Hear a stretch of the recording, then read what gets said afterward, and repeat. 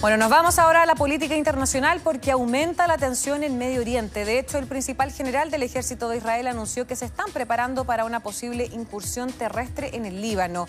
Todo esto mientras a esta hora ya el primer ministro de Israel, Benjamín Netanyahu, ya se encuentra hace un buen rato en la ciudad de Nueva York y se va a dirigir ante la Asamblea General de las Naciones Unidas este día viernes. Pero para más detalles vamos a tomar contacto con Fernando Wilson. Él es académico de la Universidad Adolfo Ibáñez. ¿Cómo está, Fernando? Muy buenas tardes.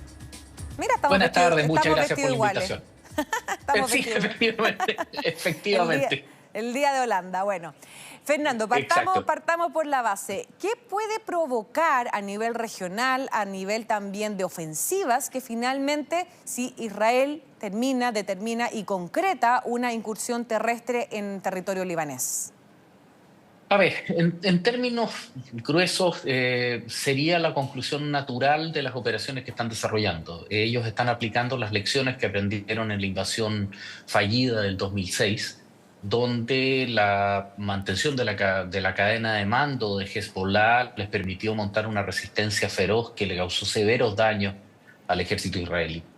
En esta ocasión, la destrucción de los mandos de Hamas a través de las bombas Viper, los walkie-talkies, ataques aéreos, etcétera, ha dejado a la organización, digamos, islamista fuertemente complicada en su sistema mando y control y haría que una incursión terrestre fuera mucho más viable. Ahora, ¿por qué les interesaría eso?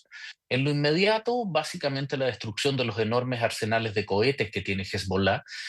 Se calcula entre 120.000 y 200.000 cohetes escondidos en búnkers, casamatas que datan desde la década del 70 de la guerra civil libanesa, cuando la OLP pasó a ocupar el sur del Líbano. Se llegó a llamar Fatah Land, la tierra de Al-Fatah, y desde ese momento, pese a que los israelíes lo han ocupado por periodos breves de tiempo, esa infraestructura permanece y hoy día hoy día ha sido usada por Hezbollah, y la destrucción de esos arsenales es crítica para levantar la amenaza sobre el norte de Israel.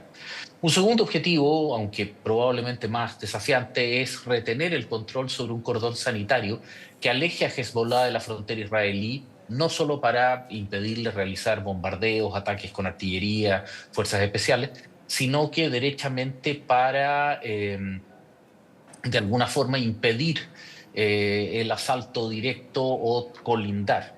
No podemos olvidar que Israel tiene cerca de 60.000 ciudadanos que habitan las ciudades del norte de Israel fuera de sus casas desde hace casi un año, desde los ataques del 7 de octubre en Gaza.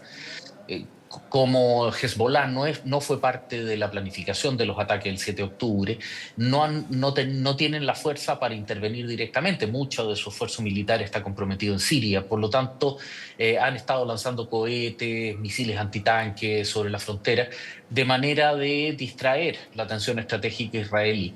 Bueno, ahora los israelíes están respondiendo y puede concluir de la manera que estábamos comentando. Claro, el gran temor, y de hecho el día de ayer se le consultó también al propio presidente de Estados Unidos, Joe Biden, en una entrevista que le realizó ABC, si es que finalmente existía el temor de que esto pueda desencadenar una guerra total en Medio Oriente, y él decía que claro, que era una probabilidad y que es el gran temor, porque finalmente sabemos que si bien Israel se termina metiendo o le declara la guerra entonces a Hamas, a Hezbollah, incursiona terrestremente en el Líbano, no va a faltar minutos para que Siria intervenga también. Exacto, a ver, sí, pero Siria en este minuto está en unas condiciones materiales, tanto el país, el gobierno, como sus Fuerzas Armadas, que realmente es muy, muy, muy dañada. De hecho, de los cerca de 20.000 de los combatientes que tiene Hezbollah, de los 25.000 o 30.000 que tiene, están comprometidos en el apoyo al régimen de Bashir al-Assad en Siria.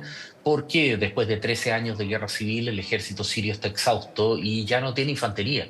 Claro. Por lo tanto, en términos prácticos, si bien es cierto, probablemente habría sectores del ejército sirio que, recordemos que la familia gobernante, los al-Assad, son alawitas que están vinculados a los shia, igual que Hezbollah, están dentro de la órbita de Irán. No tienen probablemente las capacidades militares para poder hacer lo que en otra época habrían podido. No, claro, pero Más finalmente que... quizás una Ujú. guerra total en Medio Oriente, me refiero a que, claro, puede entrar, si bien, claro, Siria en este minuto está en el foco porque muchas de las personas que están Ujú. evacuando desde el Líbano se están yendo a Siria, que recordemos un A país que tú Siria, mismo lo mencionabas, está en guerra constante, guerra civil interna. Pero además viene, que no se exacto. nos puede olvidar otro actor importante que es Irán.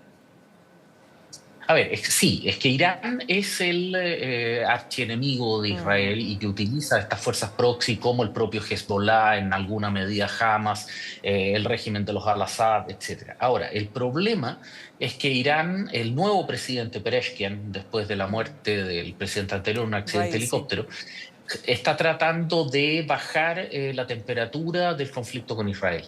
Y en ese sentido, Irán mismo, si bien es cierto tiene la voluntad y muchos más recursos, tampoco está pasando por un momento particularmente feliz. Se sienten rodeados estratégicamente por estados que no tienen, digamos, estados adversarios árabes, tayikos en Afganistán, etcétera, que no comparten el Islam shia, y al mismo tiempo el régimen de los mulás, que si bien es cierto tiene una deriva conservadora, está en fuerte pugna con una sociedad que es básicamente la más laica del Medio Oriente Mm. musulmán. Por lo tanto, también es cierto que Irán tiene que andar caminando con mucho cuidado sobre hielo muy delgado, porque recordarás los ¿Mm? múltiples motines ¿Mm? internos que han tenido por la policía de la moral, los ataques a mujeres que llevan mal puesto el velo, el hijab, etcétera. Entonces, no es que Irán tenga la libertad estratégica para poder intervenir de manera tan directa. De hecho, precisamente son todos estos problemas los que alientan a los israelíes en términos de considerar que esta es una situación estratégicamente inmejorable para intervenir y conseguir sus objetivos. Ahora, destruir a Hezbollah es prácticamente imposible, pero sí dañarlo muy gravemente. Hezbollah es un animal mucho más peligroso que Hamas, con mucho más arraigo territorial en el Líbano, mucho más complejo que Hamas, que ha demostrado una relativa torpeza en el manejo de su situación y hoy día está para todos los efectos prácticos desarticulado en Gaza. Claro, Fernando. Y ya para ir cerrando, vamos a pasar a revisar Ujú. imágenes precisamente del primer ministro de Israel, Benjamín Netanyahu, que ya se encuentra en Estados Unidos, ya llegó a la ciudad de Nueva York. El día de mañana se espera que entregue un potente discurso en la Asamblea General de las Naciones Unidas, considerando que todos los otros mandatarios que ya han entregado discurso han mencionado el tema de Israel con Hamas en la Franja de Gaza. Es decir, ¿qué podemos esperar de este discurso? Porque además funcionarios, tanto europeos como también estadounidenses, han dicho que uno de los motivadores o motivantes del viaje también de Netanyahu a Estados Unidos es precisamente encontrar o llegar a un acuerdo para un alto al fuego con Hezbollah, Sí, no con Hamas. exacto. A ver, sí, pero ese alto al fuego tiene que ser sobre la base de unas condiciones que Mm. Netanyahu siente que él ya tiene la capacidad de imponer. De alguna manera, el discurso que dio hace 6 semanas atrás aproximadamente en el Congreso norteamericano nos puede entregar algunas guías, en el sentido de que él está dispuesto a una paz, pero tiene que ser percibido internamente. Y aquí viene la vida política de Netanyahu muy complicada por el ataque del 7 de octubre, incluso antes que eso. Él necesita ser percibido como que ganó este conflicto.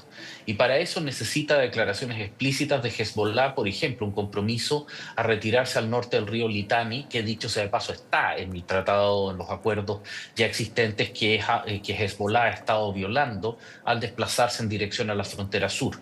Hay que ver qué es lo que va a exigir, pero no va a ser poco, porque él necesita, reitero, verse como general vencedor o como gran ganador de este conflicto.